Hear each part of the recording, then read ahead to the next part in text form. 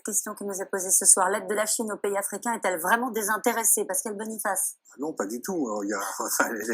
Elle est tout à fait dirigée pour gagner de l'influence, pour gagner en termes de rapprochement diplomatique, pour essayer d'avoir. Il y a 54 voix à l'ONU en Afrique. Il y a aussi beaucoup de matières premières qui intéressent la Chine. Donc évidemment, l'aide n'est pas désintéressée. L'aide, elle est au service de la diplomatie chinoise.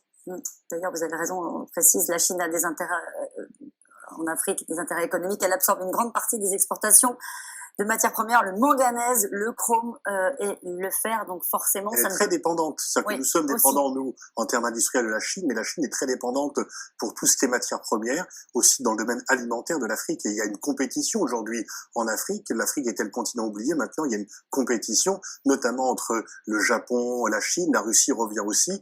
Mais les Chinois...